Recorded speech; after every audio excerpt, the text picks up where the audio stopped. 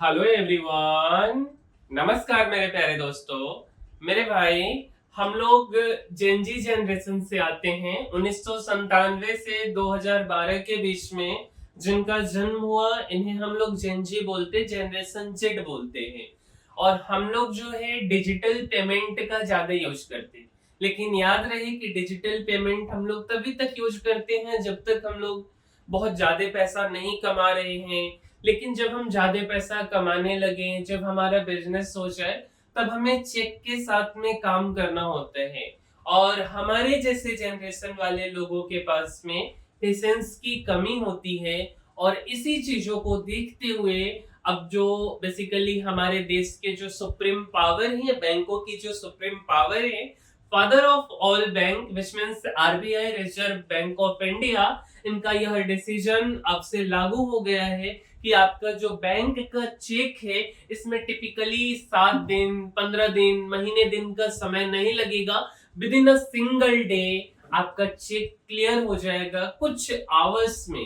तो आज हम इस वीडियो में इसी के बारे में बात करने वाले हैं कि आखिर यह क्या है, कितने फेज में लागू हो रहे हैं, भारत के किन राज्यों में यह लागू होगा कि नहीं होगा, कि पूरे देश में लागू होगा, हर चीज समझते हैं।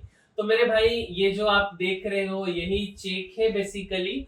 और यह अब से मतलब 4 अक्टूबर से कुछ ही घंटे में आपका पैसा आपके अकाउंट में आ जाएगा। तो चेक क्लियरेंस सिस्टम जो है 4 अक्टूबर से इसमें बहुत ही बड़ा सा बदलाव आया है। और इस सिस्टम का नाम क्या दिया गया है? तो इस सिस्टम का नाम दिया गया है कंटिन्यूअस क्लियरिंग एंड सेटलमेंट। तो आपसे एग्जाम में पूछ सकता है कि भैया 4 अक्टूबर से जो बैंकों के चेक सिस्टम में बदलाव हुआ है, उसमें क्या, कौन से सिस्टम के थ्रू हुआ है?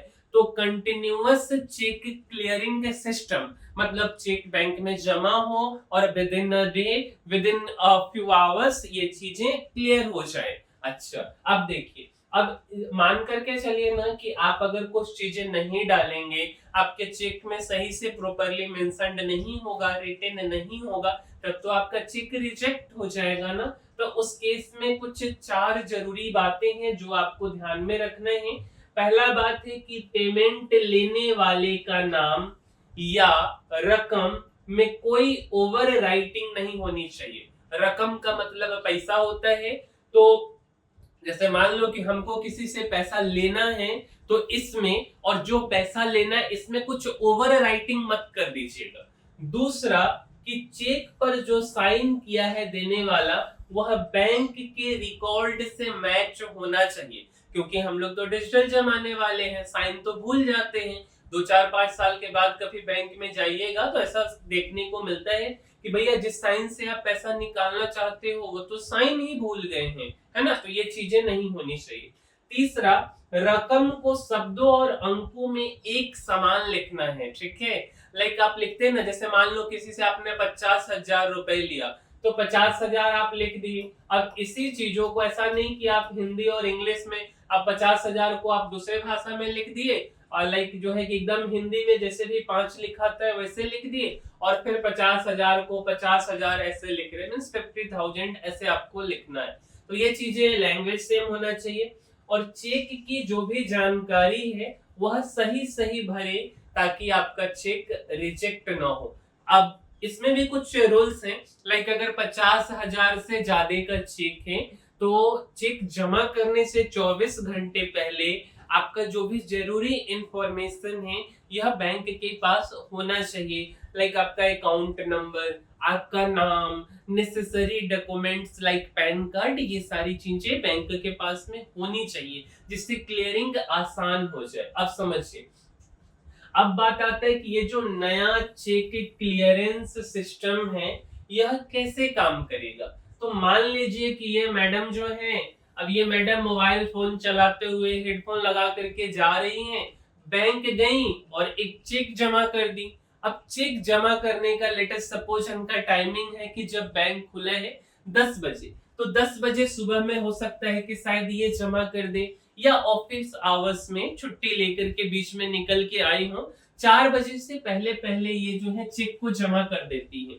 तो बैंक का काम है उस संबंधित बैंक से मैच करा के शाम के 7 बजे से पहले पहले इन चीजों को मैच कर ले कि हर एक चीज जो मैडम ने जो चेक दिया है या सर ने जो चेक दिया है वह सही सही होना चाहिए। 7 बजे तक उस बैंक को कंफर्म करना होगा, और अगर 7 बजे तक बैंक कंफर्म नहीं करती है तो चेक ऑटोमेटिक कंफर्म माना जाएगा और पैसा अकाउंट में आ जाएगा।